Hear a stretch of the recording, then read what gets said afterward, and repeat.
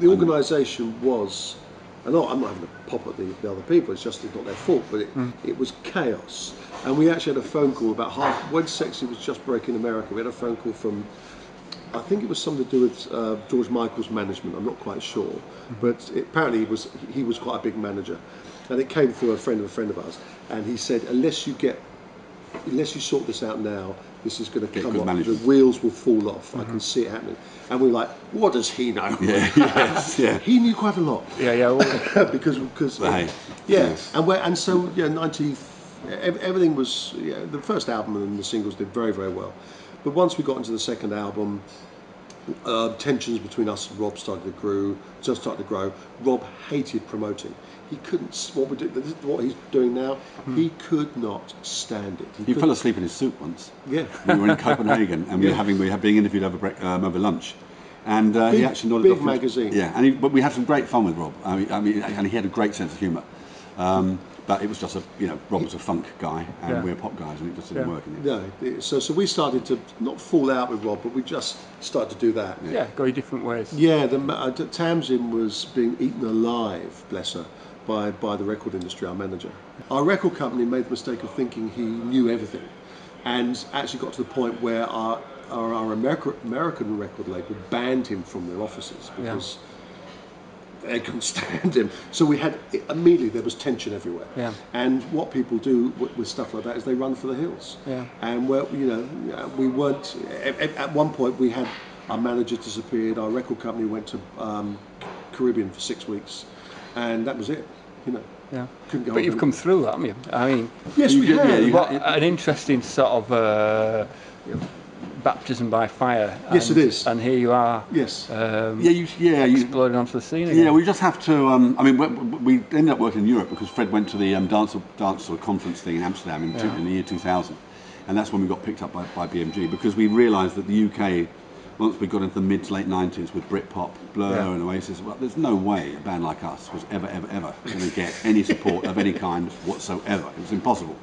And we still had mortgages to pay, we still had food to put on the table, so BMG picked us up, and we had about 10 or so years, really lucrative and very happy years in Germany. Yeah. And the fan base there is very, very loyal.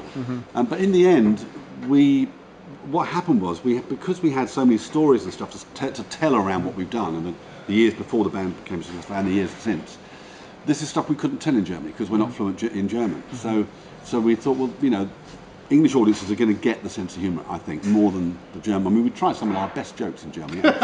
You can forget it. It just doesn't. But then you bang your head on a door. It's, he banged his head onto the door. It's so funny. Yeah. So the Germans have a very different sense of humour. Yeah, and so this acoustic thing which is in large part not driven just by the songs, but by us talking and answering questions and stuff.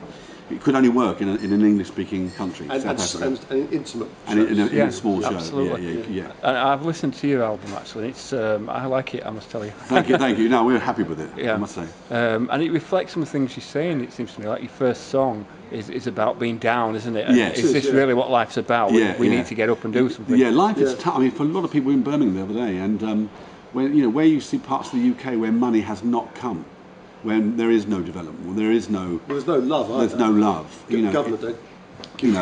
No, exactly. and it's we were just saying last night, while we're having dinner. We don't think about it much, but if I actually allow myself to think about what these buggers in Westminster have done to this country in the last 15, 20 years, it makes you so angry. This country was in the black at one time, and now you go to Q Radio, as we did the other day, and half the staff have been sacked. Yeah, it's really awful. It's dire times. It's dire, and so you have a choice. We could either just sell our homes and bugger off to France or something and forget it. But then we think, well, actually, no. We've got an album we like. We both like cheering people up and smiling. Something we all need. We're happier now doing this than we have been in a lot. We are very stubborn people. And we don't take kindly to being told, so and so won't play your record. I don't care. The fact that there's lots of those out there. I mean, if someone doesn't play it, that's their prerogative. But what I think was weird with bands is that some bands just break up the minute they get dropped. And my feeling is, well, if you're an artist, you're a musician, you're playing before the deal. Why aren't you playing after the deal? I don't get that. I think And for us, we're, you know, I mean, we've been very lucky because the records we've recorded, a lot of the records have been very lucrative. So we have, you know, we've been in a privileged position to be able to afford some downtime, you know. But we, you know, last two albums we've done on our own labels. But I think also it's quite a manageable thing, because there's just a way you can make money is by doing shows. You've got to get 5 guys on stage. You've got to, there's crew, there's a bus, there's if you're away from home, there's hotels. The logistics of a live music now for live bands, unless they're huge, is a nightmare. It's an absolute nightmare. Well, on promotion, which is why we're doing this. Well, music's fractionalised, hasn't it? I mean, there's good and bad about it. I mean, you've got the internet, you've got self-promotion, you've got all sorts of musical outlets, which is great, and a narrowing in some ways of the, as you were saying earlier, really, you know, the big radio stations that had such an influence well, have less now. I don't think. Have less, I think radio. There was a time with radio when it had the opportunity to be really creative, with exposing people to new kinds of music and to bands that weren't signed.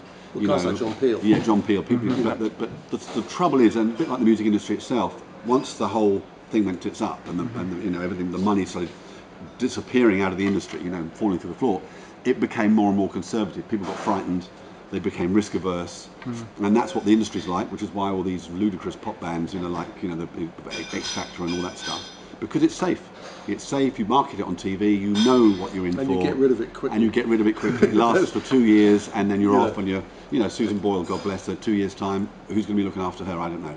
So that's it's hard. It's really tough. That's how the industry's brutal. But also, I think music's gone the show business. There's the boy band X Factor. Yeah, which is show business.